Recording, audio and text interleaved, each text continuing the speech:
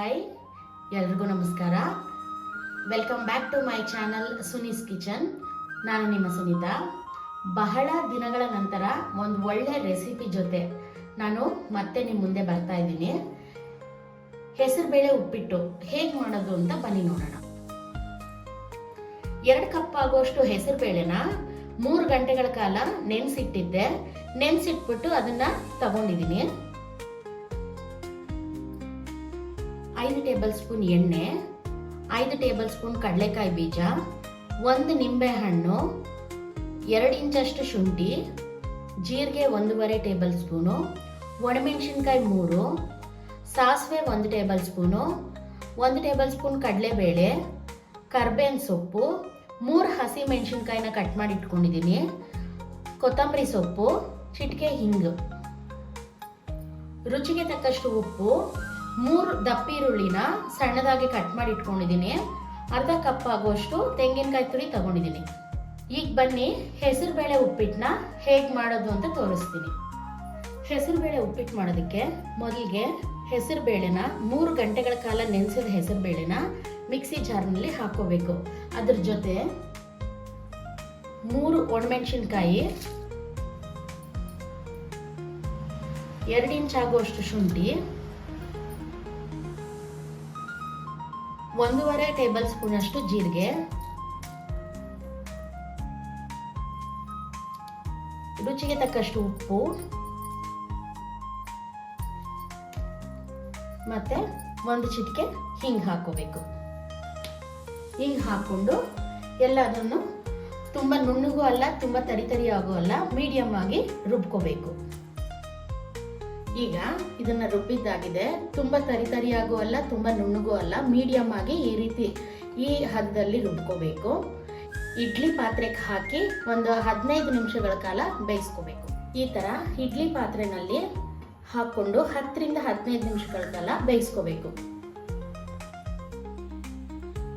ಹೆಸರುಬೇಳೆನ ನೆನೆಸ್ಬಿಟ್ಟು ರುಬ್ಕೊಂಡಿದ್ದಾದ್ಮೇಲೆ 10 ರಿಂದ 15 ನಿಮಿಷಗಳ ಕಾಲ ಇಡ್ಲಿ ಪಾತ್ರೆಯಲ್ಲಿ ಹಾಕಿ ಬೇಯಿಸ್ಕೊಂಡು ಅದು ತಣ್ಣಗಾದ್ಮೇಲೆ ಅದನ್ನ ಈ ರೀತಿ ಪುಡಿ ಮಾಡ್ಕೋಬೇಕು.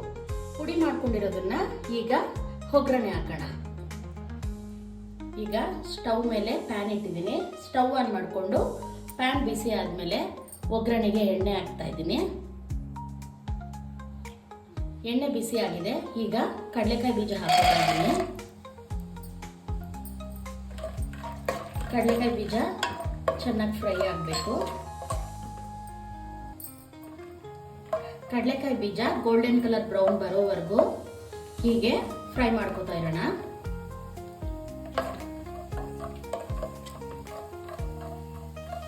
ಈಗ ಕಡಲೆಕಾಯಿ ಬೀಜ ಫ್ರೈ ಆಗಿದೆ.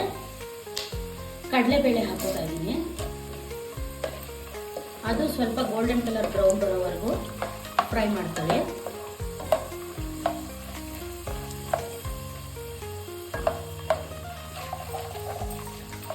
ಈಗ ಕಡಲೆಬೇಳೆ, ಕಡಲೆ ಬೀಜ 2 ಫ್ರೈ ಆಗಿದೆ. ನಂತರ 1 ಟೇಬಲ್ ಸ್ಪೂನ್ ಸಾಸಿವೆ ಹಾಕೋತಾ ಇದ್ದೀನಿ.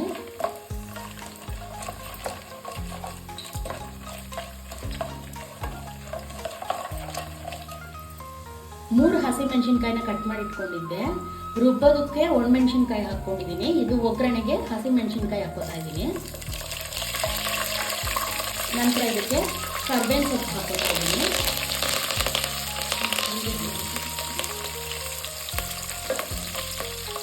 3 ದಪ್ಪ ಈರುಳ್ಳಿನ ಸಣ್ಣದಾಗಿ ಕಟ್ ಮಾಡಿ ಇಟ್ಕೊಂಡಿದ್ದೀನಿ. ಅದನ್ನು ಹಾಕ್ತಾ ಇದ್ದೀನಿ.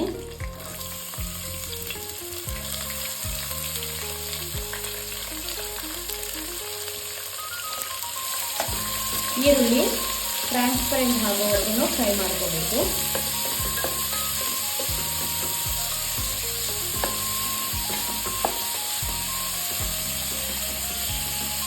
ಈರುಳ್ಳಿ ಬೇಗ ಫ್ರೈ ಆಗಲಿ ಅಂತ ಸ್ವಲ್ಪ ಉಪ್ಪು ಹಾಕ್ತಾ ಇದ್ದೀನಿ.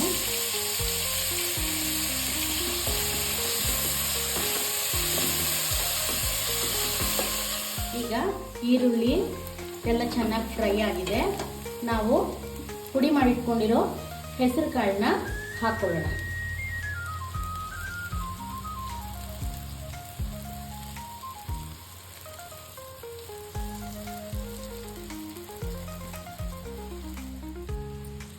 ಹೆಸರು ಬೇಳೆನ ಚೆನ್ನಾಗಿ ಎಲ್ಲ ಮಿಕ್ಸ್ ಆಗೋದಕ್ಕೆ ಮಿಕ್ಸ್ ಮಾಡ್ಕೊಳ್ಳೋಣ. ಈಗ ಇದಕ್ಕೆ ಕೊತ್ತಂಬರಿ ಸೊಪ್ಪು,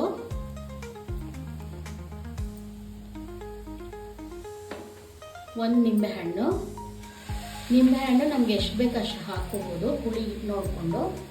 ರುಬ್ಬಬೇಕಾದ್ರೆ ಉಪ್ಪು ಹಾಕಿದ್ದೆ, ಹಾಗೆ ಒಗ್ಗರಣೆಗೂ ಸ್ವಲ್ಪ ಉಪ್ಪು ಹಾಕಿದ್ದೆ. ನೋಡ್ಕೊಂಡು ಬೇಕಾದರೆ ಇನ್ನೊಂದು ಸ್ವಲ್ಪ ರುಚಿಗೆ ಉಪ್ಪು ಹಾಕ್ಕೊಳ್ಳಿ. ನಂತರ ಇದಕ್ಕೆ ತೆಂಗಿನಕಾಯಿ ತುರಿ, 1 ಕಪ್ ಆಗೋಷ್ಟು ತೆಂಗಿನಕಾಯಿ ತುರಿ ತಗೊಂಡಿದ್ದೀನಿ, ಅದನ್ನು ಹಾಕ್ಕೊಳ್ಳೋಣ. ಎಲ್ಲ ಆದಮೇಲೆ ಇನ್ನೇನು ರೆಡಿ ಆಗಿದೆ, ಎಲ್ಲ ಚೆನ್ನಾಗಿ ಮಿಕ್ಸ್ ಮಾಡಿ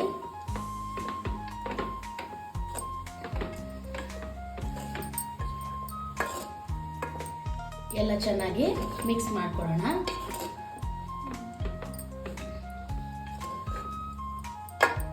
ಈಗ ಹೆಸರುಬೇಳೆ ಉಪ್ಪಿಟ್ಟು ರೆಡಿಯಾಗಿದೆ, ತುಂಬಾ ಚೆನ್ನಾಗಿ ಬಂದಿದೆ. ನೀವು ಟ್ರೈ ಮಾಡಿ ಟೇಸ್ಟ್ ಹೇಗಿದೆ ಅಂತ ಕಮೆಂಟ್ ಮೂಲಕ ತಿಳಿಸಿ. ಹಾಗೆ ನನ್ನ ಚಾನೆಲ್ ಸುನೀಸ್ ಕಿಚನ್ ಅಂತ ಸಬ್ಸ್ಕ್ರೈಬ್ ಮಾಡ್ಕೊಳ್ದೇ ಇರೋರು ಸಬ್ಸ್ಕ್ರೈಬ್ ಮಾಡ್ಕೊಳ್ಳಿ, ಲೈಕ್ ಮಾಡಿ ಮತ್ತು ಶೇರ್ ಮಾಡಿ. ನನ್ನ ವೀಡಿಯೋಸ್ಗಳು ಇನ್ನೂ ಹೆಚ್ಚು ವಿಡಿಯೋಗಳು ನೀವು ನೋಡಬೇಕು ಅಂತಂದರೆ ನನ್ನ ಚಾನೆಲ್ನ ಸಬ್ಸ್ಕ್ರೈಬ್ ಮಾಡ್ಕೊಳ್ಳಿ. ಧನ್ಯವಾದಗಳು.